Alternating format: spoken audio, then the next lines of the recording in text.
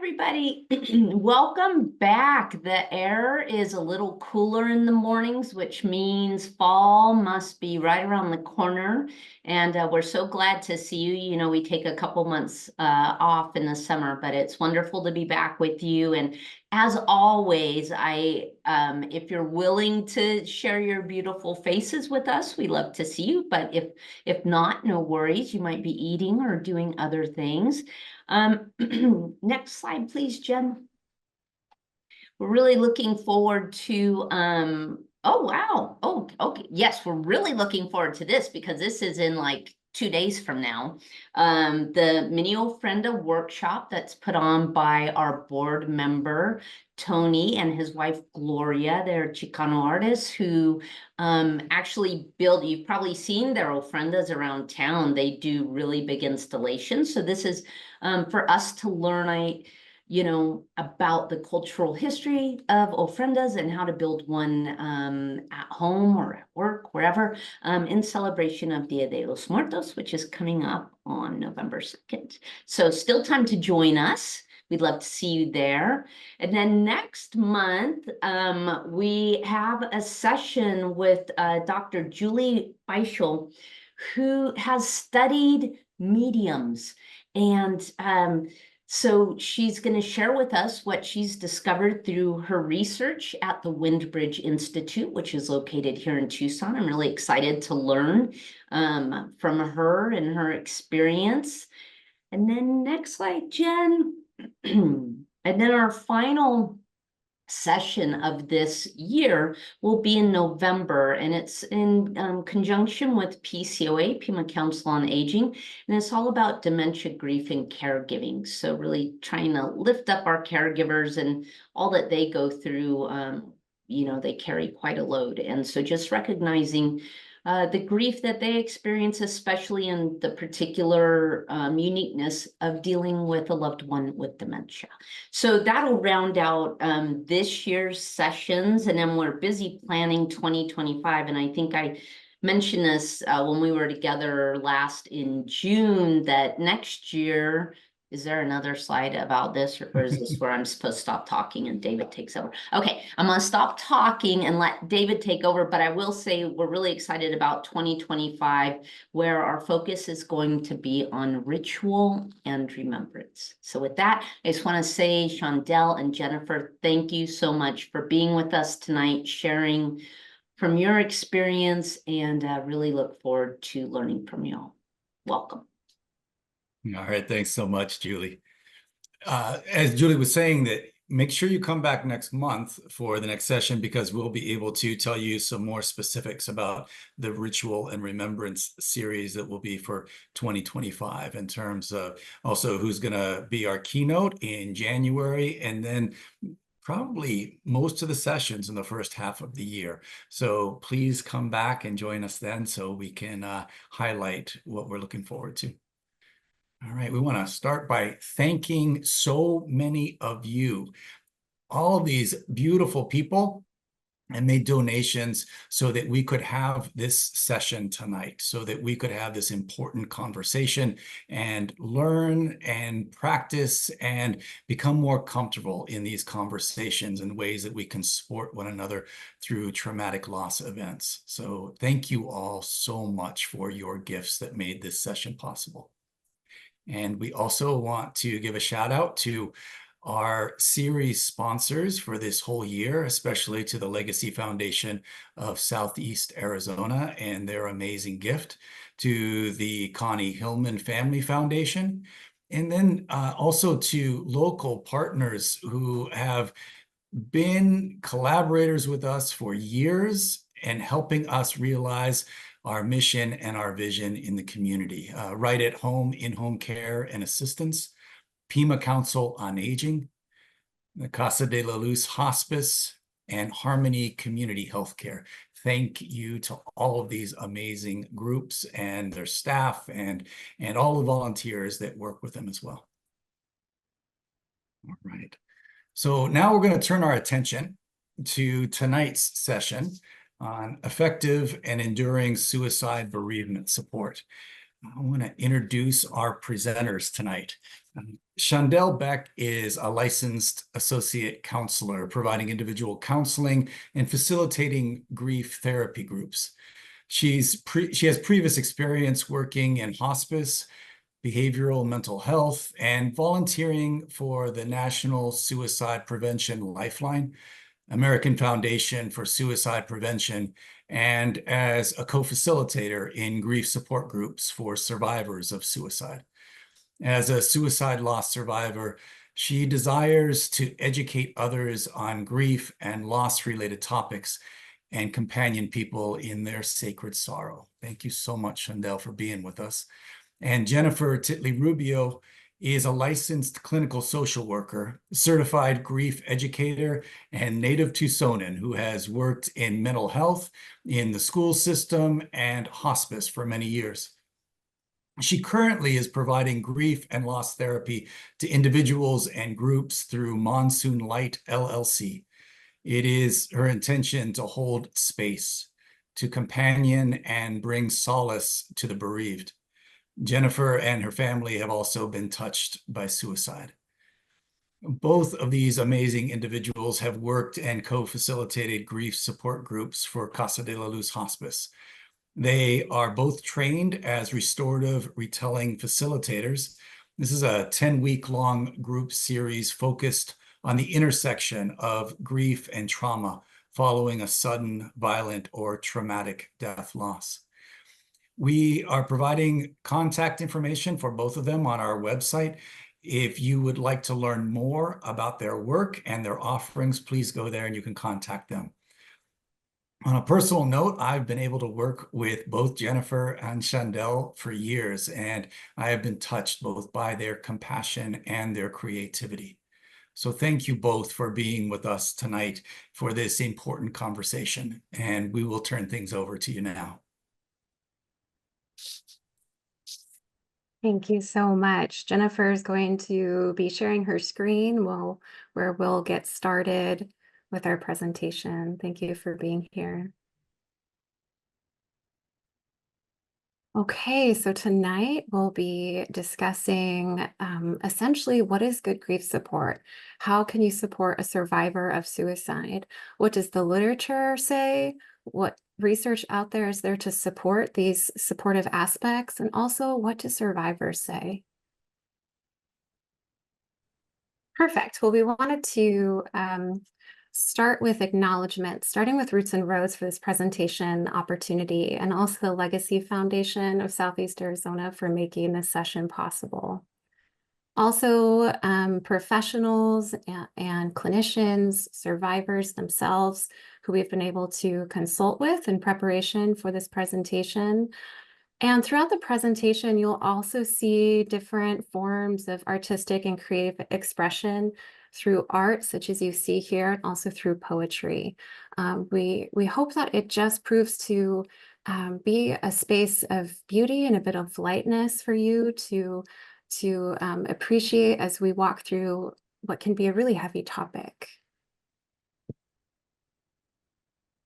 So I want to thank you for having me, and my name's Jennifer, and I'm honored to be here to talk about this tonight. So this is our agenda.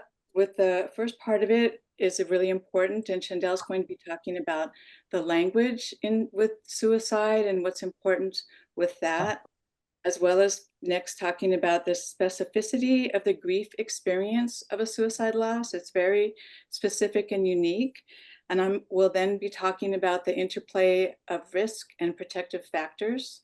And Chandel and I will together talk about what can you do and how can you be helpful to someone who's suffering a suicide loss in the effect of an enduring support. We have resources throughout our presentation. We have hot links you'll all be available. This presentation will be available to everybody. And then lastly, we'll have questions and answers. It's really important when you're talking about suicide or sharing about your experiences with loss to know that there are resources out there for you if you're feeling activated in any way. One of the important ones to know about used to be the National Suicide Prevention Lifeline, which is now the Suicide and Crisis Lifeline at 988. We also have Tucson's community-wide crisis line, the crisis text line, the Thrive Lifeline, and the Trans Lifeline. These are all live links. So when you receive this presentation, you can click on any of these and you'll be available. You'll be able to reach somebody or find out how to reach somebody. Okay, so moving into language. Language is constantly changing and we're doing our best to keep up. And we wanted to talk about the importance of the etiquette surrounding speaking about suicide. Starting with this very first phrase, committed suicide. Suicide used to be considered a crime. And if you survived your suicide attempt, you were tried with murder, with self-murder. So it used to be considered a crime and a sin, and still is in some communities. There's stigma surrounding this. And so the more we can shift and change our language to this example here, died by suicide, we also hear so-and-so killed themselves. We try to change and take away the stigma surrounding what is a really complex mental health issue. There are some other options other than a triggering or a completed or failed attempt, and I'll try to explain these briefly. So triggering is a word that I still use. It's still used in communities, but especially for somebody who maybe died by firearm, this word can be challenging to hear. I hear this more often in those who are impacted by gun violence. And so an alternative for that could be activating.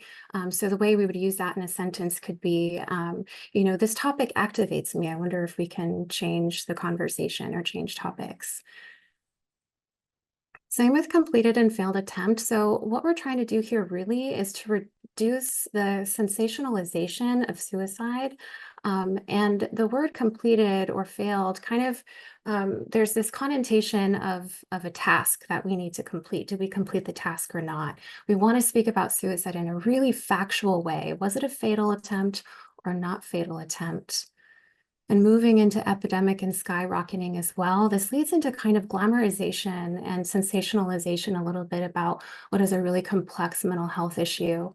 So when I move into speaking a little bit about safe reporting practices, I'll expand upon that too, and how that can, what it can do to community members, especially those who might be at risk for suicide, is they see suicide as an option for their pain or distress. So it's important to really speak about it in a way that is factual and deliberate and cultivates hope by providing resources. There's new linguistic terms out there I just wanted to draw your attention to. And this happens more often on social media, especially in younger populations where people maybe are using the word unalive instead of suicide, or even misspelling the word suicide. And so what linguists and mental health professionals are seeing with this phenomenon is that it's a way for youth to be able to talk about their own mental health struggles and to avoid the risk of the algorithms being able to catch these words that can then be used to take down the content. So the risk with that, though, is that individuals who maybe are posting content that can be concerning isn't being flagged. So there are some pros and cons to this. I just wanted to draw your attention to some new terminology that we're seeing.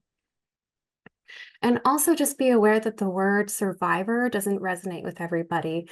Jennifer and I use survivor of suicide throughout this presentation. So SOS, survivor of suicide, but that term doesn't, it doesn't sit well with everybody. And so just, I would say to walk into every situation with curiosity and see what works for that individual.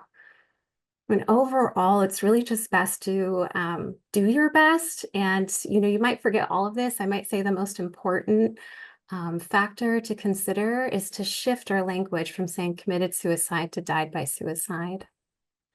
And briefly touching on safe reporting practices, this is more important for organizations when they're reporting on maybe an employee death, but particularly in media when we're reporting on celebrity suicides. So again, it's speaking really factually. There's a fatal attempt. It was a result of complex factors. There's never one reason. And so the more that we can share information through postvention acts, such as educating individuals about suicide and the factors contributing to suicide, can be really grounding for individuals just to understand the facts that surround this complex issue.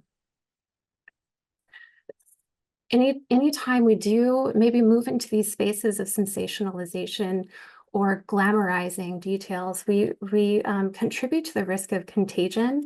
Contagion being when one suicide within a school, a community, other system or geographic area increases the likelihood that someone else will attempt or die by suicide. Now, suicide contagion can lead to clusters, but there's a number of suicides that occur following the initial death. So this is why this is important. We just wanted to draw your attention to some of these features throughout our presentation and how we talk about suicide. Okay, so moving into the uniqueness of suicide bereavement and why suicide bereavement has some distinctions from death maybe by natural causes. It's considered a form of disenfranchised grief, which is also considered hidden loss or hidden sorrow. And it's a kind of grief. There's different topics of grief, and this topic is where it's a feeling of loss that's not openly acknowledged, socially supported, or publicly mourned. So again, kind of that sense that you can't really grieve in public because people just have a lack of understanding of your experience. There's still maybe that connotation with suicide being sinful or being a crime. And in fact, when a suicide occurs, it's considered a crime scene for a while until we can rule out any foul play. And so it's considered a death that's maybe more of, it's called a spotlight death in some places, to where there's a lack of privacy for survivors to mourn. There can be increased avoidance from others just because of the lack of understanding and the unfortunate stigmatization and prejudice that still exists surrounding this issue. So because of that, survivors may face more isolation because of just this lack of understanding. Aside from the natural emotions that occur following death loss, we have increased feelings of what might be shock or guilt, shame, blame, regret, anger, and relief in some cases. And this could be in the case where maybe a suicide was expected and somebody maybe had made attempts before. And so I just wanted to bring attention to some of these emotions that might be possible. And of course, incredible grief and sadness. There's more of a attempt to figure out why, to get to the why did this happen. And so there can be rumination on this factor and the woulda, coulda, shouldas that we mentioned, such as if only I answered the call, if only I checked their room. And ultimately, these questions are unanswerable. But this death is self-inflicted. And so there are complex factors for survivors to work through and to learn to live with. The next three topics, I'll kind of go into more detail in the next slide since it coincides with traumatic suddenness of the death. So there's this traumatic influence with suicide death loss because of the violent suddenness. And so research tells us that one doesn't have to be an actual eyewitness to suicide to develop trauma symptoms. They only need to know about the method of suicide to develop this mental imagery about the death and the dying process. These images can then function as traumatic memories for people that can play on repeat and be really hard to process and come to terms with. Especially the closer the relationship, the more difficult this can be. Survivors of suicide are automatically at a higher risk of attempting suicide themselves. In the next few slides, Jennifer is going to be talking about that in more detail about risk and protective factors, but there is an increased risk now in a survivor. There's also the elevated risk of the development of post-traumatic stress disorder, depression, anxiety, and substance abuse. Now, this ruptured sense of assumptive world is interesting. So this comes from literature in the sense of the beliefs that we have about the world that we live in, such as my life is predictable, or I can keep my loved ones safe from harm, or even I'm going to go to the grocery store and my person's going to be waiting for me when I come back home.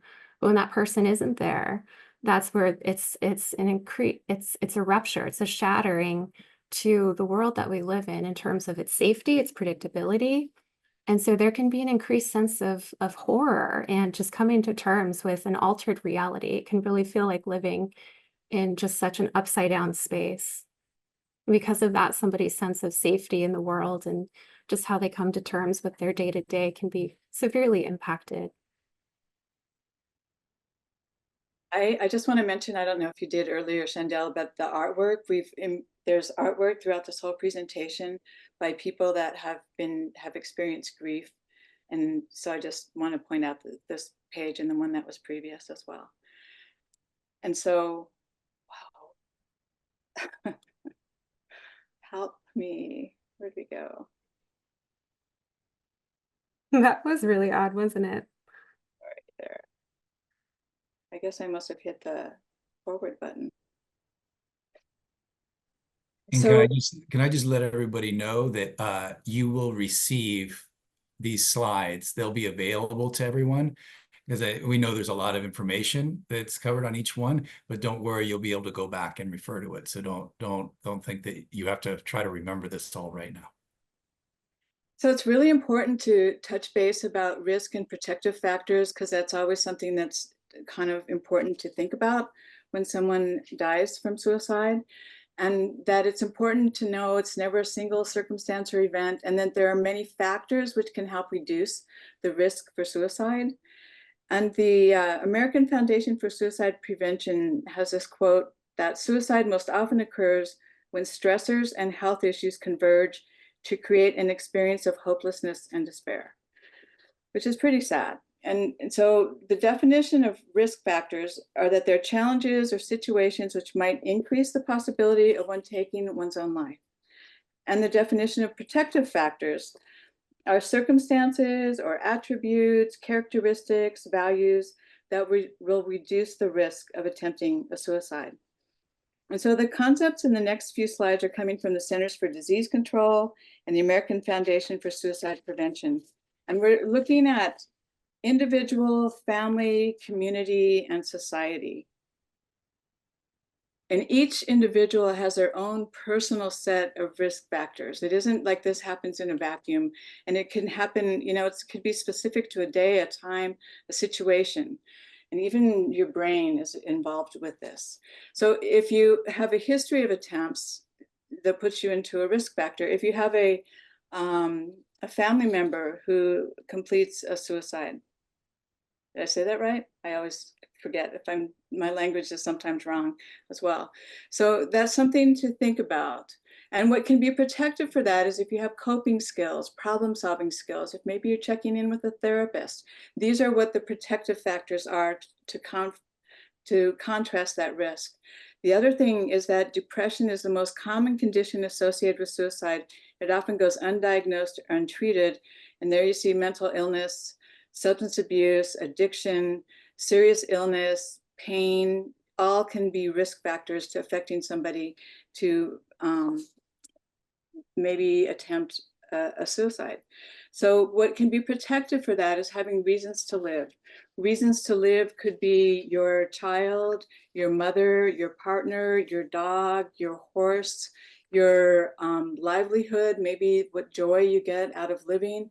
And it can even be like the environment can bring you reasons to live. So those are kind of things to think of that are also protective factors. Self-esteem and resilience are protective factors as well. Stressful life events, violence, conflict, childhood abuse, trauma, those traumatic childhoods can affect you, and isolation. Again, what can be a protective factor from that would be support from others, having a cultural identity, being connected to others. Those are all really important.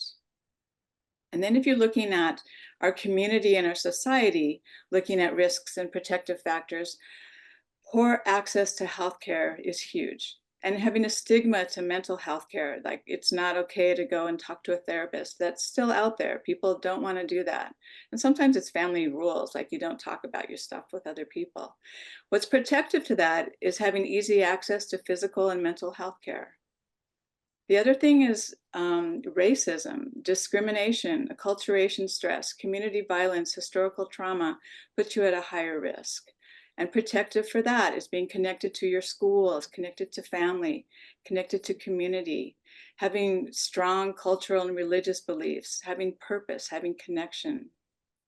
Again, in our community, easy access to lethal means is really significant. And that means it's easy to go out and get a gun. What's protective for that is if we can have these lethal means limited. Again, sensationalized media portrayals of suicide is a risk, and that's those copycat, effects that people will do. And so what's protective for that is just having the media educated, and monitoring that type of situation. It's really important. Jennifer, Yes. someone asked, what is acculturation stress? That would be maybe the refugees that have come to the United States, and they're working to try to blend in so they don't stand out and look like they are from another culture. So that's a stress that they carry within their system of trying to blend in. And it can be ugly when there's racism in our culture right now too, Did that answer that? Yeah. Thanks. So one of the things where this is sort of more the part that I really like is that what can we do for people that are survivors of suicide? And so we're going to rely on a lot of experts. And this is one of our favorite clips that Chandel and I show in all of our presentations that we do with groups. And this is very simple. It's about a 3-minute clip. It's by Megan Devine, who's a grief educator, therapist. And it's how to talk to somebody when they're grieving. So I'm just going to share that, and we'll just go from there. Make sure I have this on right. Play. So what do we do about all the pain we see in the world? All the pain we feel in our own lives? And why does it seem like our best efforts to help somebody feel better always backfire? I've been studying intense grief and loss, baby death, violent crimes, accidents, suicides, and natural disasters. And I've learned something really interesting. Cheering people up, telling them to be strong and persevere, helping them move on, it doesn't actually work. It's kind of a puzzle. It seems counterintuitive, but the way to help someone feel better is to let them be in pain. This is true for those giant losses and the ordinary, everyday ones. Educator Parker Palmer writes, "The human soul doesn't want to be advised or fixed or saved. It simply wants to be witnessed exactly as it is." He's talking about acknowledgement here. Acknowledgement is this really amazing multi-tool. It makes things better even when they can't be made right. For example, somebody's struggling. Their baby died, or there's been a bad accident, or their mom got sick, and they're just sad. It's way more helpful to join them in their pain than it is to cheer them up. But here's what we tend to do instead. "You have 2 other children, you need to find joy in them." Or, "You know what you need? You just need to go out dancing and shake it off."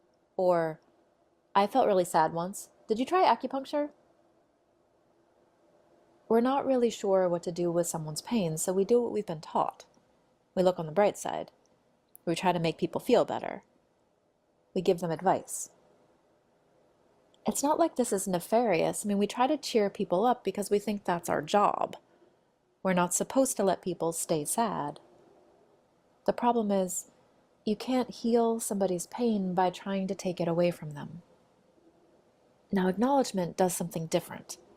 When a giant hole opens up in someone's life, it's actually much more supportive to acknowledge that hole and let pain exist.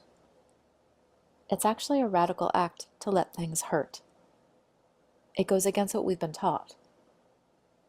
In order to really support you, I have to acknowledge that things really are as bad as they feel to you. If I try to cheer you up, you end up defending yourself and your feelings. If I give you advice, you feel misunderstood instead of supported. And I don't get what I want either, because I wanted you to feel better. It's pretty rare that you could actually talk somebody out of their pain. Rarely does the admonishment to look on the bright side actually heal things for someone. It just makes them stop telling you about their pain. It's so tempting to try to make things better. When somebody shares something painful, it's much more helpful to say, "I'm sorry that's happening. Do you want to tell me about it?" To be able to say, "This hurts," without being talked out of it, that's what helps. Being heard helps. It seems too simple to be of use, but acknowledgement can be the best medicine we have. It makes things better, even when they can't be made right.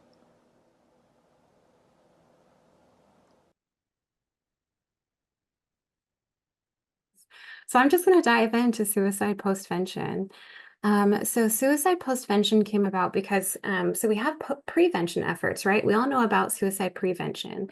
Then we have crisis intervention, and then postvention is the aftermath and organized response following a suicide specifically. So there's various task forces, and this is the definition from the National Action Alliance for Suicide Prevention, just being an organized response in the aftermath of a suicide to accomplish the facilitation of healing of individuals who are impacted by suicide, mitigating negative effects of exposure to suicide, and then preventing further suicides, especially from within communities or populations where there's higher risk. Can go ahead and go to the next slide, I think. Yeah, so the reason I mentioned that definition is because Jennifer and I really wanted to try to conceptualize what is helpful grief support from a postvention kind of lens. And so when we speak about postvention efforts, and this is usually in organizational, societal levels, when we bring it down to the individual level, we have the acute response, and then the short-term and longer-term responses. So this is within postvention organized responses. And so in bringing this to the individual level, immediately following a suicide, it's really helpful to provide practical support. Moving into short term, it can be helpful to become grief informed, particularly as it relates to the kind of death loss that somebody's experiencing. And then going into longer term support, essentially what it boils down to is just remember my person.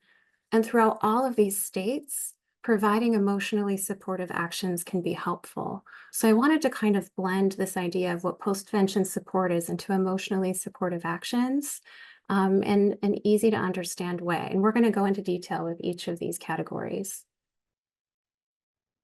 So acute support, this is what happens within the hours, days, weeks, early weeks of after somebody has lost someone to a suicide. And so it's really important to kind of go back to that Midwest hospitality of bringing over a casserole kind of idea. It's like offering practical support, concrete ideas. And when you think about practical support, it's what is comfortable for you to do. It isn't like you need to go cook a casserole if you don't cook. Maybe you like to walk dogs. Maybe you have kids. Maybe it's the things that you can do that are within your own wheelhouse. It's like what's concrete that you can provide for somebody. And it's about what's being authentic. And it's okay to be awkward. It's okay to be unsure. It's okay to not know exactly the right thing to say or do.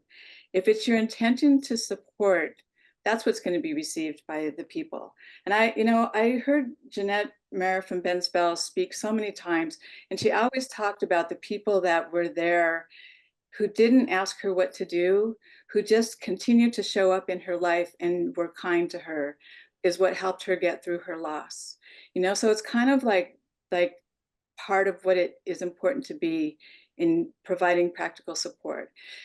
being mindful and not to front load and forget. What that means is that there's a lot of energy when somebody dies, and a lot of people come and want to help out in the beginning and then don't show up after a couple weeks or a couple months or even a year or so, you know, when it's important to continue to show up and to continue to be there. We have a really nice link here that I'll be able to get us back out of, but I'm going to go here anyway. This is from Speaking Grief Resources. And this is a list, and you can play on this and review this. These are like practical ideas. If you can't think of anything, come find this list and think of things. Get coffee together.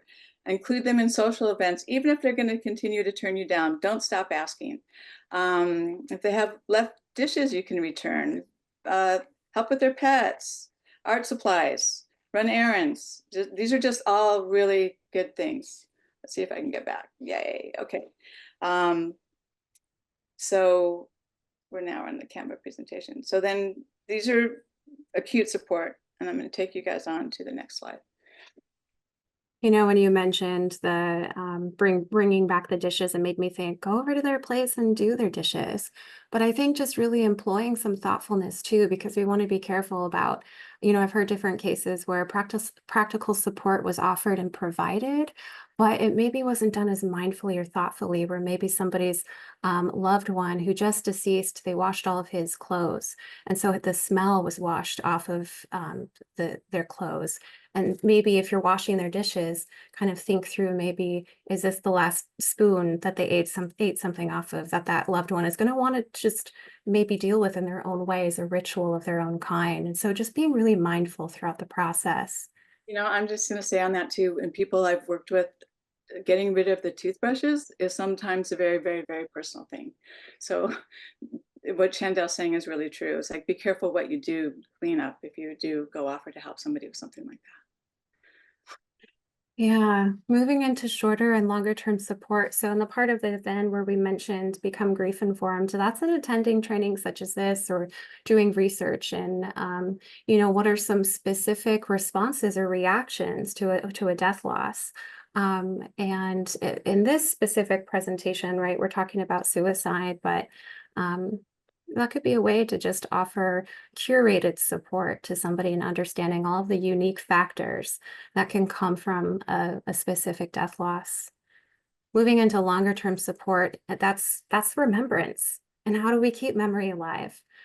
We say people's name, we ask for stories, we share stories. Remembering important events and dates. For me, I still have friends to this day. My dad died by suicide 12 years ago, and I have friends to this day who text me on his death day and his birthday. If it's hard to remember those dates, then maybe put them in your phone. Give yourself a little note. Following through, so in offering that support, really following through and continuing to show up. And cultivate hope is one we've talked about, because we want to differentiate from toxic positivity, where you just say, oh, you're going to be fine, it's all good, kind of like that little rabbit throwing their little rainbows. But being connected with somebody, like sitting with them when they're sad, it's just such a presence of mind that you give to somebody as a gift, to be with them when they're experiencing whatever it is they're feeling. And that's kind of that in itself cultivates hope. Do you have anything more you want to say on that, Chandel? The only thing I'll say is maybe I'll offer a definition of what toxic or false positivity can be. And this comes from Dr. Susan David, who's an emotions researcher. And she says false positivity is when we push aside normal emotional responses to embrace false positivity. We lose our capacity to develop skills to deal with the world as it is, not as we wish it to be. And so hope can really arrive from that space of sitting in the sadness and the darkness and not trying to find a silver lining. Because what that can do to a griever, what that can do to a suicide loss survivor, is to let them know that hope is not lost in humanity. This person is willing to connect with me, to listen to me, to try to understand me. This is another live link. I'm going to take you to it. This is from the American Foundation of Suicide Prevention. And this is just really quickly how to talk to a suicide loss survivor. So you have this to look at. So I'm not going to read it all to you, but I'm going to highlight. I don't know what to say, but I'm here for you. Never believe that you think you can possibly understand what they're going through. So don't ever go there. Don't ask intrusive questions about how the person died. Avoid advice and the cliches. Don't place judgments on the suicide. We don't know what that person, what was going on in their life. And be proactive about offering help. This is why I came here. I like this one. People often find it hard to ask for help. And so this is, again, just figure out what you can do to help the person. Don't be afraid to talk about the person who died. Very important. People want to talk about their person. Be patient.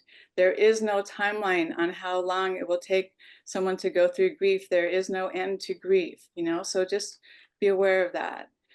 It changes over time, doesn't ever disappear. And you don't disappear. This is about the front loading and going back to that.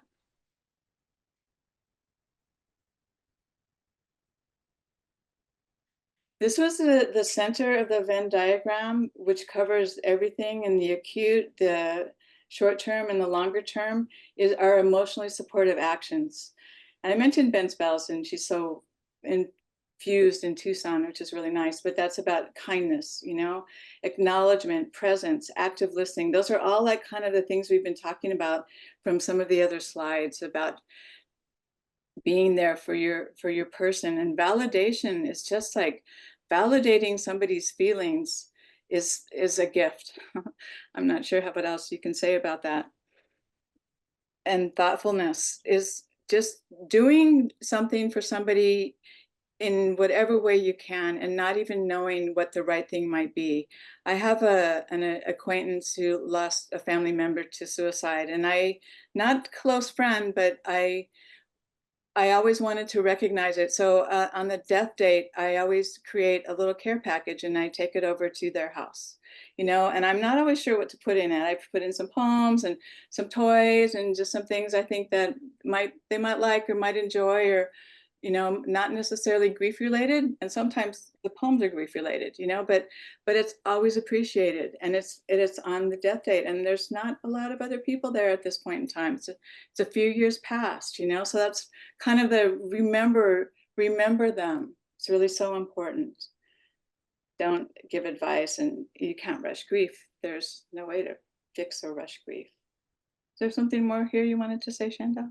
I think the only thing I might add is, in the little video clip that we watched, Megan Devine drew attention to the power of acknowledgement. And I love this quote that she mentions coming from educator Parker Palmer, in that the human soul doesn't want to be advised or fixed or saved.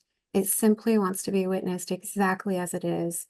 And that's really what it is. It's just about presence and just openness to whatever shows up, and remembering.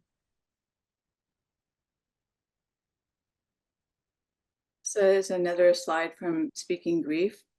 And this is kind of, our culture is really set up to give people 3 to 5 days bereavement leave, and you should be done in a year. And people really have that expectation out there that, this is how your grief goes. So you'll be done in a year. You've hit all the anniversaries and you should know you're used to it now and you should be over it. And I've heard people say that. It's really sad. And what you really need to know is that your grief support is going to be needed, for all those anniversaries that they're missing, the assumptive world of expectations. Maybe there would be high school graduations, they're no longer, but his buddies will all graduate high school. And you will know that date. These are the other important dates and times and things to think about. You need to maintain your support long after the death, months and years ahead.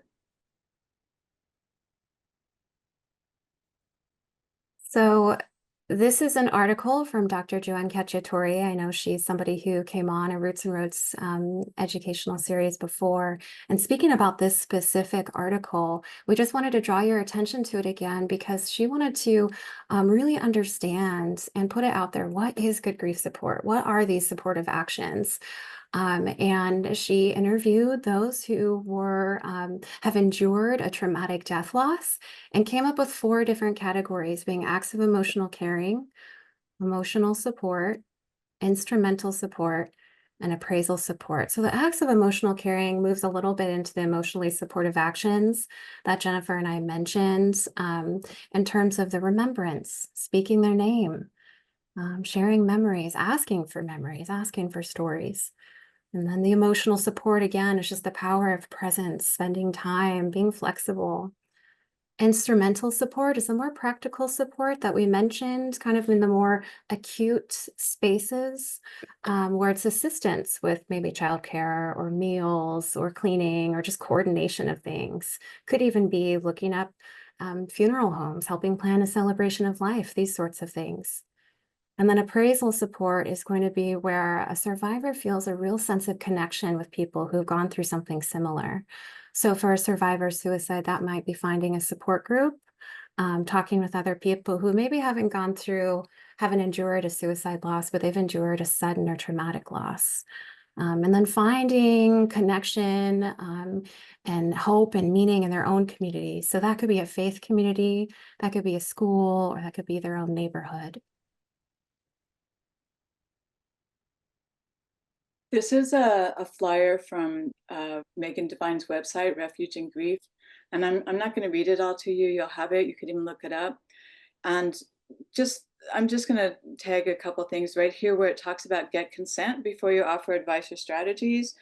And this is true about anything for anybody. Don't ever offer advice without asking first if a person wants the advice, especially, if someone's grieving. And I love this one piece on here, which is right down here at the very bottom, which is what we've been talking about. And it's how you provide support to someone who's grieving, is show your love. Be willing to stand beside the gaping hole that has opened in your friend's life without flinching or turning away. Your steadiness of presence is the absolute best thing you can give.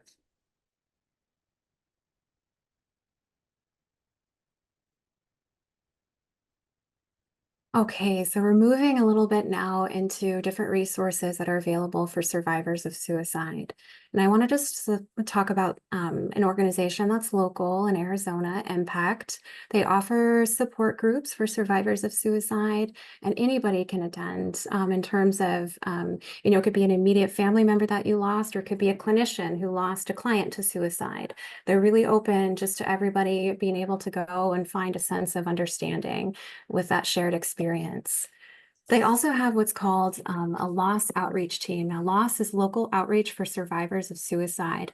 And there's about 20 states that provide loss teams, and it acts as active postvention. So it's an outreach team that can be requested by a first responder or a family themselves. It's comprised usually of 3 individuals, always a suicide loss survivor, a trained volunteer who's at least 2 years out from their death loss. And then likely a mental health professional, just so they can provide some observation and assess for those risk factors that we mentioned. And then another support team member. There's usually a roster of volunteers that are called from whenever there is a suicide. Not every state has loss teams. Arizona does have a loss team, and it operates out of the Phoenix area. I spoke with Sandra McNally about the loss team here in Arizona who operates that, and we have volunteers in Tucson that are able to provide this. And sometimes what happens is survivors might even just have a phone call with her or with a volunteer and might not need the actual outreach just by having a supportive listener. But this is available. And research says that somebody who's made contact with a loss team, whether through that phone call or through the actual outreach, they seek help. The timeline for seeking help goes from 5 years typically to 39 days. So that's pretty significant just to have that immediate active postvention support. Impact also hosts an annual walk that's specific for survivors of suicide, and then a conference that it's their intention to just provide a healing program where survivors can gather and just learn a little bit more about suicide themselves and just find, again, that shared connection. We wanted to include Psychology Today, which can be, it's probably the most well-known resource for trying to find a grief therapist. There's also the Southern Arizona Bereavement Resource Guide, which lists different therapists in Arizona, and specifically in Southern Arizona, that are skilled in grief work. And they also include different support groups. And then there's 2 support groups, or actually they're therapy groups, not support groups, that Jennifer is going to talk about on the next page. It's kind of hard to see, but we'll get handouts to these as well. Yes. These are 2 groups that Chandel's involved in. Both of these groups. Chandel and I are doing the Sacred Sorrow Grief Therapy Group for people who are grieving a loss. We'll be setting this up in the spring, and we'll have more information about it in the spring. As well, Carol Miller and Chandel Beck will be doing an integrative storytelling therapy group. This was what David mentioned earlier about the training for working with survivors of a sudden traumatic and/or violent death loss, which would include a loss by suicide. So there will be more information about this, and this is being postponed to the spring as well. So the date on this is inaccurate. And Julie, I just saw your question come through. It was updated in 2023, and the 2024 guide will be out this fall.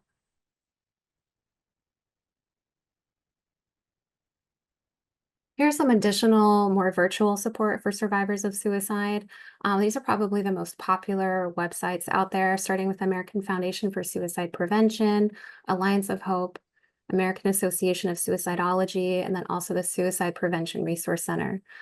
These all have support, virtual support, sometimes guidebooks and pamphlets, and resources. For the AFSP, they have a variety of resources, a couple of which Jennifer has shared, the How to Talk to a Suicide Loss Survivor. They have an online database where you can just type in your zip code and look for support groups that are specific to either suicide death loss or traumatic death loss. They also have a program called Healing Conversations that I was involved with for a few years. And these are trained volunteers who are suicide loss survivors that can provide, again, that immediate support, so active postvention to somebody who's newly bereaved. And they would just put in a request through the AFSP's Healing Conversation website, and that outreach is provided over the phone, virtually, or in person. And that person just acts as a supportive listener to validate their experience and also share resources within their area. Alliance of Hope is created by survivors for survivors, which I think is really neat to have a space where you go to a place where you feel like others are going to get it. And there's also virtual support in different forums where if you're looking for something really specific, like, I lost a friend to suicide, or I lost a cousin to suicide, I want to talk with somebody who gets it. You will find that forum on there, and they're also monitored by mental health professionals just for safety to assess for any suicidal risk, but everything is kept confidential on the website. And then the American Association of Suicidology and Suicide Prevention Resource Center have also really great pamphlets, guidebooks, and postvention resources. So if you're looking for postvention resources for your organization, they can be found here. And I'm also happy to link you with them. Also, we wanted to share a little bit of some continuing education. Roots and Roads is offering a Supporting Survivors of Suicide Loss. They'll blurb for you guys, with a few people who may be in this presentation listening, I think, on October 5th. And then also Forefront Suicide Prevention is offering an Understanding Grief After Suicide webinar. Do you want to share who they are, Chandel? Yeah, so Forefront was started by a social worker who works at the University of Washington following a partner in suicide loss. She was a practicing social worker, lost her husband, I believe it was, and partnered with a lot of grief professionals up in the area because she was already sort of plugged in, but then shifted her focus to be suicide postvention. And so there are a lot of different collaborators on the Forefront suicide prevention, including Dr. Ted Rainerson, who is the founder of Restorative Retelling, which is that 10-week model that David mentioned. And so there's a lot of really big names in the suicide postvention community, particularly in the Pacific Northwest. Because I used to live up in that area, I just thought I'd include this webinar there. And the others are, the bottom link is the one I took you to already, and the other one is just another link for how to support a loved one. Survivor Day is put on through the American Foundation for Suicide Postvention, and it's following a legislator's experience with suicide loss. I believe he lost his son and wanted to find a way for really the nation to come together. And the world here, it's expanded internationally. Every year, the Saturday before Thanksgiving, it's Survivor Days are hosted across the world. And I believe we used to have Survivor Days here in Tucson, and we're took a little hiatus, and they're now back. And this is the second year where they've been back. There's a few people today here who are on the committee. This year it's going to be hosted at Tunadito. It's free to attend, and we hope to have a really healing program. So if you're all interested, non-loss survivors are welcomed to attend, but the intention really is just to provide a space for survivors to come together for shared connection and just that understanding that can come from other individuals who have been through this kind of loss. So we're coming a little bit towards closer to the end of our presentation, and something that is really important that we do with all of our groups is ritual. And so we just thought it was really important to talk about ritual. The definition of ritual from the Cambridge English Dictionary is a set of actions or words performed in a regular way, often as part of a religious ceremony. And rituals at the end of life, in memorial, are everybody's familiar with the different religions that do ritual, and some of them do it really well, you know, having experienced some different losses and memorials, and I've been impressed with some of them. Actually, I had no idea. But there's that piece that takes you into like I'm not gonna say altered state, but it reaches you on another level when you do ritual. And that's what's really important about ritual. And it can be simple, it doesn't have to be complicated. It's a way to keep someone's memories alive.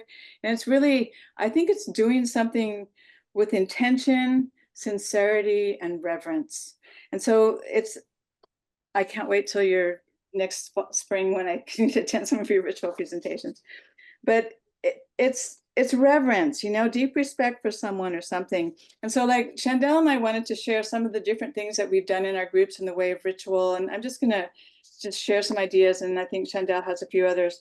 Lighting a candle, blowing out a candle. This is how simple it can be when you have it, when you're doing it with intention, when you're thinking maybe of your loved one that died. These are some of the things you can do. Walking, watching the sunset, burying ashes, scattering ashes, burning papers, burning tobacco, journaling, artwork, creating an altar, designing, planning a trip to scatter ashes, doing something under the full moon, doing something with someone who knew your person, reading poetry, listening to music. We would do an exercise with water where we would write all our regrets on paper and then mix them into the water and disintegrate them. Like, these are all like different things you can do in the way of ritual that can be really helpful. Music is really important. I caught the part of the Emmys last night or the night before, and they had that song by Jelly Roll, I Am Not Okay. I had to go back and listen to that a few times. It was so beautiful. It's like music touches us, art touches us, the artwork that we put in our presentation that you see. I think all of that touches us. And we wanted to share with you a poem by Rosemary Watola Tromer, who lost her son to suicide. And so we're gonna take you to that link. And is that the way we're gonna do it, Chandel? We'll do that next? Yeah, I think the only thing I might say about ritual before we move into the poem is, as we were trying to think, should we do a ritual together?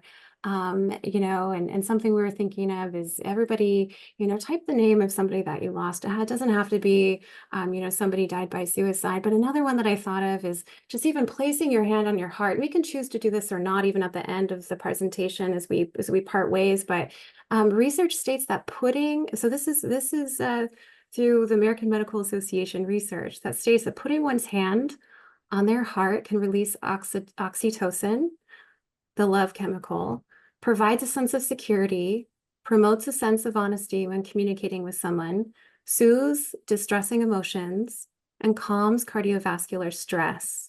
So I started doing this during the pandemic when I would have virtual sessions with people, and it has kind of the same effect as a hug. just putting your hand on your heart. And it invites in more heart-centered living as well. So just wanted to say that in terms of ritual. But the poem that we're going to play, what I think is powerful about it is it's another form of art. It's by a poet that we bring into our presentations. You might have heard of her before, but she is actually a suicide loss survivor and lost her son to suicide and wrote this poem after his death. It's sad.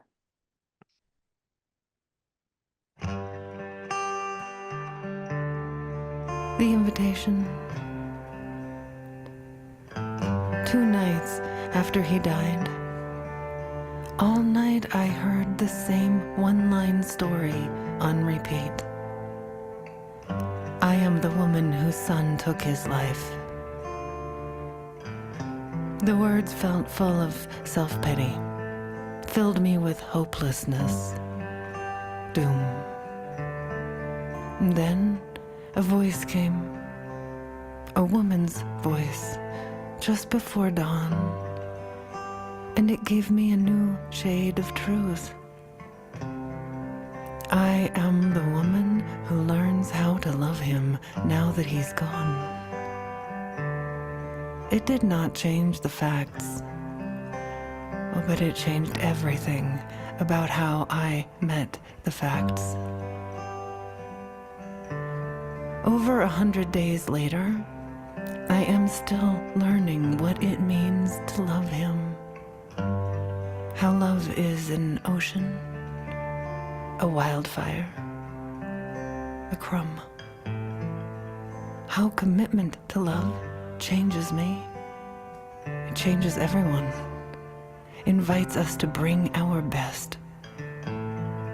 Love is wine, is trampoline, is an infinite song with a chorus in which I am sung.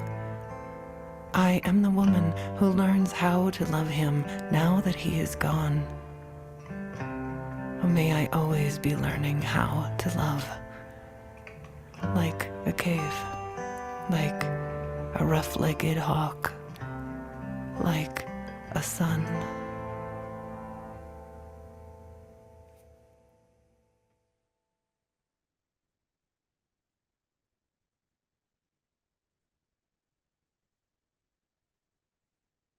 So in order to kind of transition out of that emotional piece, we thought we'd mention these tenets for companioning the bereaved, and we bring these into our grief groups. Dr. Ellen Wolfelt has written a lot about the topic of grief, and this is really what I think is at the heart of what we're trying to impart with our presence about companioning people and really just sitting in the pain. And so I think we just have a few minutes until questions. So I might just read these. They're suggestions for how to companion somebody, how to sit in that space and sit in the pain with them. Companioning is about honoring the spirit. It is not about focusing on the intellect. Companioning is about curiosity. It is not about expertise. Companioning is about learning from others. It is not about teaching them. Companioning is about walking alongside. It is not about leading or being led. Companioning is about being still. It is not about frantic movement forward.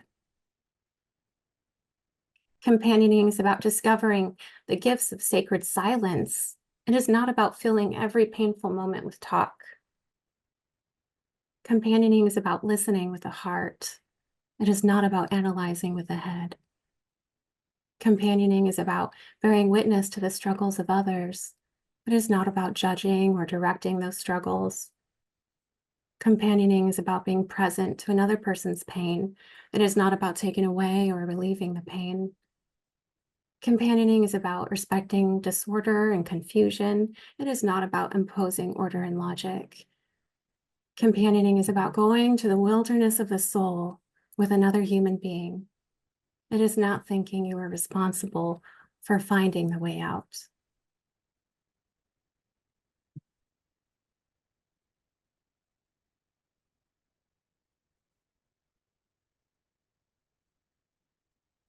Thank you. We have 3 reference slides, just to know you'll have access to all of this. And then if you have questions. Take a moment and appreciate all that's been shared.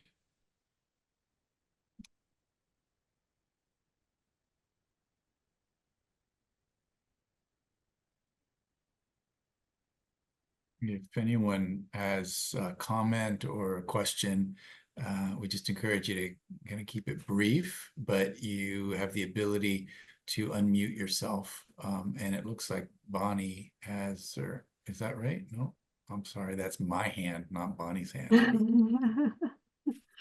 Wow, I'm floored. I was just looking at everybody's faces in the attendee list. Thank you all so much for your attention and your presence. Hi, Mom. Maybe I was wondering if you all could talk a little bit. You shared just the many different types of emotions that people can have and the unanswerable questions that we sit with. Sometimes we seek out those answers, and that comes out sometimes in anger or blame. Can you talk a little bit about how to companion someone who seems to be in that anger or that blame for what could be years, and what support looks like for folks who are there? Take them to a rage room. Yeah. There can be really helpful somatic releases, and that can be taught in therapy and support groups. And in terms of coming from the space of a survivor, just listening, letting that anger have an outlet, and then just, you know, seeing those words kind of release from the individual. I wonder what you might say, Jennifer. I had ideas until you said years. So I think Chandel has a right idea, and you know, suggesting this person might benefit from therapy if it's been that long and that ongoing. And then the other thing though is I think it's really important to be able to just sit with people no matter what they're feeling. So if someone's really angry, let them be really angry with you, you know. Don't be a target, you know, and don't take on their anger. But, you know, maybe there's ways they could channel their anger, you know, into something productive. And I don't know what that would be. And maybe like Mothers Against Drunk Drivers.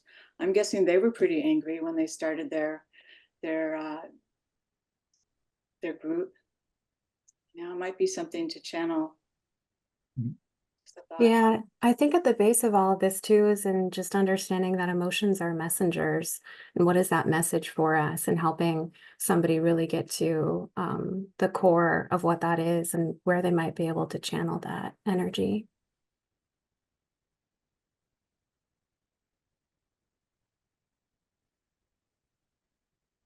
It can be pretty debilitating for people for a long time. Grief, loss, and it could have also taken on some forms of PTSD. I mean, I don't know what else is going on. Mm-hmm. Julie, did you want to share something? I just think, you know, as we spent this last year really diving into grief and community, and having attended workshops with our partners at the Learning Community for Loss, Grief, and Transition, the thing that keeps coming up, whether it's general grief or grief by traumatic loss, is like the person is the expert, right? The person in their grief is the expert, and it may take them telling the story or having the emotions for however long, but we have to trust that they have the wisdom, they have the answer within them, and we need to sit with them. And no matter how long it takes for them to work through their anger or whatever other emotion, right?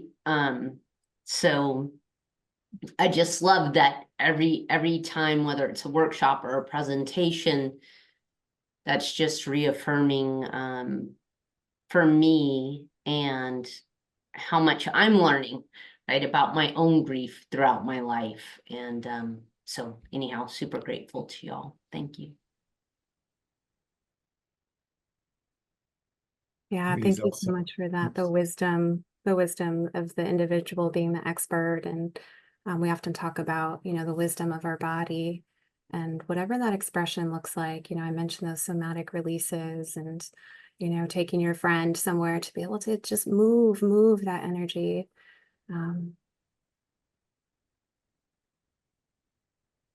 think Elsa had a question or a comment. And you should all be able to unmute now. if you have a question. Yeah, I have actually three different kinds of questions or comments. And the first one is situations of overdose, and when is that a suicide? And I speak of that because it's almost 3 years ago that my friend called me about her daughter. And that was kind of a struggle. Which was it? And your reminder, because it will be this November, that there will be that death day, and I will remember to acknowledge that with her.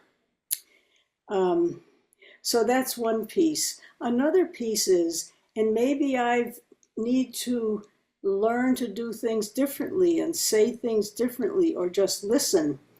But I know that I tend, after listening, to say words like, I know that within you, no matter how much pain, you have the strength and courage to get through this. But maybe I shouldn't even say that. And the last thing is, because now this friend and I talk every week, when we support someone, there are gifts that come back to us. Mm-hmm. So it's not all one way. So I just wanted to, whatever your reactions to those three disparate comments. Thank you. I just wanted to say that whether it was an overdose or an action to take the drugs to cause oneself to die, I don't think you will ever know. And the end result is still that the person has died. And I don't know that they always know whether an overdose was an act for the person to try to kill themselves, or if it was just an overdose. And the end result is what you're still left with. And that's the painful reality, that the person has died. And I'm just jumping in that here, not gently. When you want someone to, quote, get through it, that's an expectation you're putting on them. You know, even if it's couched with like how wonderful they are and the skill set they have and the ability, which is true. I'm sure it's all really true. And so I think that your recognition of that is really powerful, to notice that, you know, maybe it might be helpful to just be with her in whatever way you are with her. You know, I'm sure she really appreciates that. And I forgot your last question. I'm sorry. I think it was a reflection of the gifts of sitting with and providing support, and that in and of itself is a gift that you're giving. So thank you for drawing. Thank you for mentioning these pieces. I agree with what Jennifer mentioned, and what can be the most painful reality is just maybe never knowing. The gift, though, is coming to me. I hear you. Yeah, it's not my gift to my friend. It's because of our ongoing conversations that it's a gift to me. Mm-hmm. Yeah, thank you. I was just speaking to maybe the reciprocity there of holding space for her. And a question from Beatrice. Yeah, is it ever too late? Is it ever too late? I had a very dear friend whose son committed suicide, and the family moved away quickly after that. And I moved to a different place and we lost touch. But now we have all these resources to find each other. Is it ever too late? Never. I don't think it's ever too late. I 100% think you can reach out. And that's true, you know, that's true for, and I forgot to mention this when I was talking about the lost teams. It's never too late for an outreach to occur. But it's never too late as a friend to loop back around and offer that support, especially because, you know, our social circle changes. My friend group changed, and so I imagine it would be so heartening to hear from somebody years later, and just knowing that support is still there. It's still to be found out there. Thank you so much for that question. I saw some comments come through about somebody living in San Diego and trying to find some support. I would say go to the AFSP website. They have find a support group on there. Just say I'm struggling. And there are support group options in there. Just type in your zip code, your city, and then you can hopefully be able to find some really curated support that way. I would start there. I hope you can find some helpful, supportive resources. And also we not forgot, but I think we just drew our attention to Psychology Today as a place to find a grief therapist, but there's also a website called Open Path Collective. And there are low-cost therapy options on there, and they provide services at a sliding scale. So Open Path Collective. I need to double check to see if it's .com or .org, but just in terms of trying to find affordable support. Psychology link will also cover San Diego. Yes. I'm not trying to pitch you to, but also I'm guessing you do online sessions, right? So no matter where we are, matching up with a good. As a licensed therapist, you can only provide services. Oh, in your state. Okay, gotcha. Okay. There was another question. Desmond, did you have a question? I did. I wondered if things have changed. There have been a number of people in my life who've lost family members by suicide. And one, when I was growing up, I had a friend with 3 older brothers, and one of them was developmentally disabled, and the next one was brilliant, but took his own life. And what she found was that nobody would date her after that. And she's now, about 62, never married, because she just found it was such a stigma that if you trusted somebody enough to tell them that you had one developmentally disabled brother and another who was very gifted but had taken his own life, that, just men were just hands off. And I just wondered, like, is it any different now, or how do you support somebody, who's experiencing that and has experienced it for decades? Wow, what stigma. That's like really sad to hear that story, that affected her to that degree that she felt like so isolated she couldn't develop any relationships. She has friends. It's just nobody wanted to partner with her. And I think she was even already engaged at the time of the brother who took his own life, and the person broke off the engagement.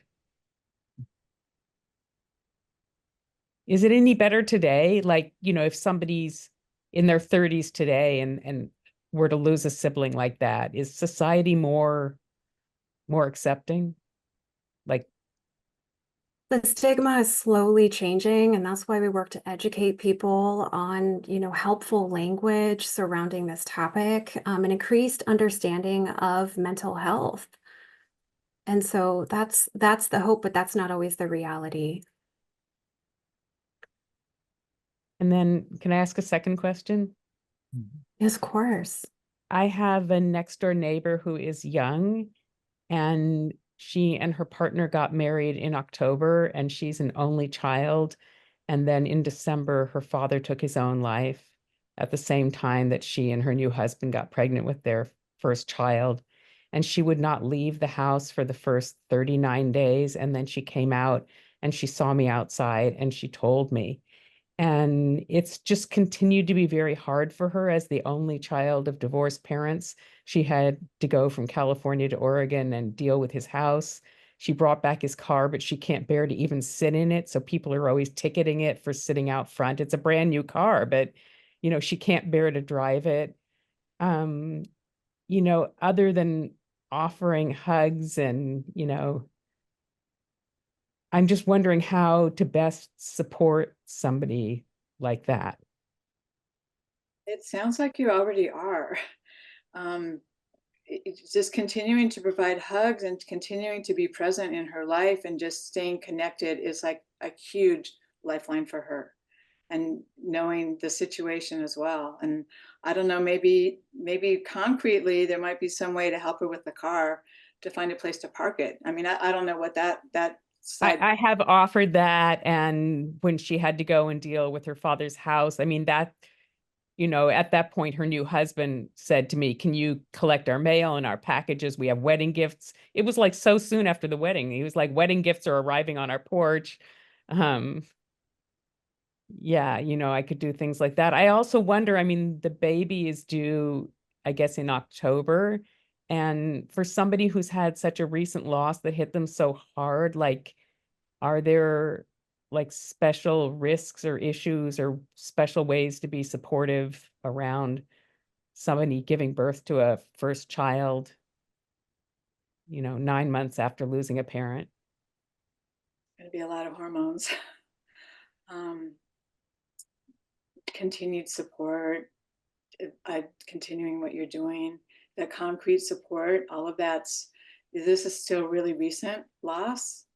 And she's going to be raising a newborn and lack of sleep, all of that. I think just having connections and people and whatever resources that may be.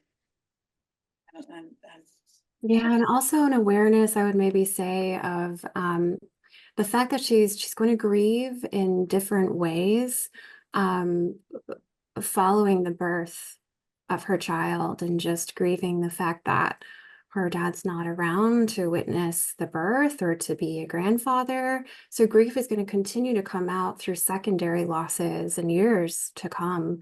And so I think just in the showing up without an agenda and just letting her guide you, it just sounds like you're offering that beautiful presence. It can feel so helpless at times, right? As a supporter, just really I might wanting have just send a text like, "Oh, I just made a lot of lentil soup. Would you by any chance like some?" Yes, just be real. Things that she can Yes, take or leave, exactly. So even though it doesn't say anything like, "I'm thinking about you and your dad," it's just things like that are useful. Yes, exactly. Oh, thank you for that distinction. That's exactly right. And just continuing to show up in different ways. And you don't have to draw attention to the fact. It could be helpful to kind of broach the topic to see if maybe she wants to talk about it, but just in showing your support, even when you don't mention it, that speaks volumes. If she has a baby boy, is it a good thing or not a good thing to say? Does having a baby boy make you think about your dad? Like, I wonder what people do about naming or not naming. It could go either way. It could be a good remembrance, or it could be make you think every time you look at your baby. It could make you think about what happened. I would let her guide you on that. Okay. I would listen to her comments on that.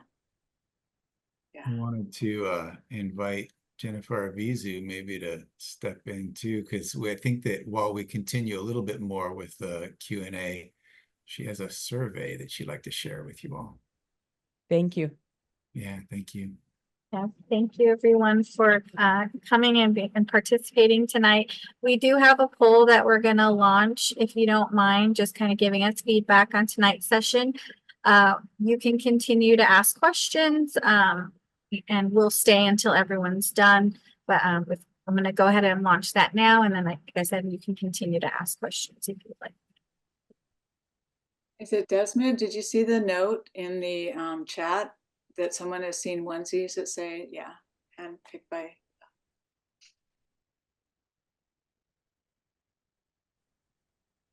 Hi there. I'm not completely sure of the etiquette because I'm new to Zoom. I'm a bit of a Luddite, but if I may ask a question. Please. So I've been an emergency room social worker, a trauma-based social worker, and now I have the, I consider it honor of working for a hospice agency. When we talk about the overdoses, my question is for all of you who are so calmingly expert, and thank you for that. I want to ask you about high-risk behavior, because I do think, and I have examples of youth who get to a party, they do too much. This was not, clearly it was youthful indiscretion. And now we have parents trying to figure things out in a much more existential way. And I think they're not wrong. And, we wonder, well, you took a chance. Did that mean you were willing to lose your life by your own hands? Like, that's a whole different population with the opioid epidemic. So, and I know there are age brackets, and that's significant about that, right? And it depends on what part of the country. I come from the Midwest, where people lost their jobs and they became despondent and had back pain, and they, there's that whole cycle. But I see a different thing here in Arizona with just kids going to really bad parties and losing their lives, and then their parents are dealing with, what was this? And I know that piggybacks onto a question before, so I'd love to hear from you. I'm not clear what your question is. The earlier answer was we will never know when it comes to overdose. Well, I think sometimes we do know. I think it was high risk behavior. And I just want to know if any of you have space for that answer. Mm-hmm.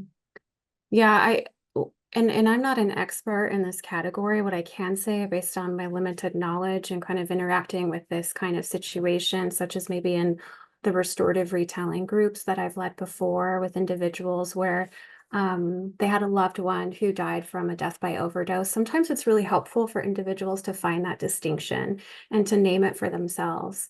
And that can be an answer where maybe they know, because of all these high risk categories, we have this answer. We know that this wasn't intended, and therefore my son, my loved one, whoever died by a drug overdose. And I'm not sure if I'm using the correct terminology here, because this isn't necessarily my area of expertise. And also the other that we were talking about, I think, could be true as well, where in some cases we don't know. Because we don't have all of the answers. And so I don't know if that helps clear up anything for you, but sometimes for loved ones, just finding their own and accumulating the data that they have and consulting with professionals and coming to terms with their own answer can be helpful. And it also, the answer is correct that they may never know. I mean, I don't know that you know that it's this or it's that. It's Sure. not ever really know. I appreciate you guys acknowledging that there is, sadly, a bit of a different population that falls into that. Again, there's a fine line. Anyway, I appreciate everything we're talking about very, very much. Yeah, I see that fine line. Thank you for mentioning this. Alan, did you have something? Just to comment on the last person, in my experience around here, I worked in the Poison Control Center at the University of Arizona when the statewide center was started in the early 80s. And I was at University Hospital and got to work with overdose cases through the emergency room that came in. And I would just say, historically, back then in the rocking 70s, there were a lot of different drugs available. probably the potencies being different than what we see now. So one of the things that we would get into talking amongst healthcare professionals when somebody came in might be something along the lines where this is a gesture because they didn't take enough of anything, or they took something that was totally innocuous to try to get somebody's attention. And now, on the other hand, with what we're seeing today, and I have some experience with fentanyl from a number of different, actually therapeutic uses, because I worked in an area with the therapeutic use of fentanyl. Yes, there is a therapeutic use, and it's been around for a long time. The problem with fentanyl is dose related, and it's an extremely potent drug. And if you're an experimenter and doing this on a lark, and I've seen more and more of these things reported in the paper, your first time could be your last time. Whereas what we had many years ago, a lot of things were never really that potent, or they're a different pharmacologic class, like uppers and downers, and not acute respiratory depression and death that you would get with the potent opioid. So things have changed over time, and you're always going to get people throughout the history of mankind. I was always taught there's no such thing as a bad drug. It has to do with what is done with those things. And it has to do with the fact that mankind, womankind, humankind is always looking for something for mind alteration or recreation. And these things are always going to be out there. And it's really hard to say, you know, more and more, my kids are grown up, but when they were younger, they did crazy things, and the mind and the brain has to age so they can sort of learn from the past and not hopefully have long enough time to get that expertise so they don't do themselves in. Thank you all so much. I really just want to express my deep gratitude for everyone who's participated in this conversation. It takes a lot of courage to enter into this space and to be able to share and be vulnerable and learn about what we all struggle with. I think about, you know, we talk about language, we talk about how to show up for someone, and what I appreciate about Jennifer and Chandel is they'll say again and again to me, yes, we're going to say the wrong things. Yes, we're not going to necessarily show up in the right way, but it's more about that intent and being there and letting folks know that we're not going to run away, and we can sit with that pain and those questions that we can't answer. So thank you all for entering into this conversation with us. And Chandel and Jennifer, we are deeply appreciative for this night and all the information you shared and just your deep compassion and as we ask these questions. So thank you so much. Thank you so much.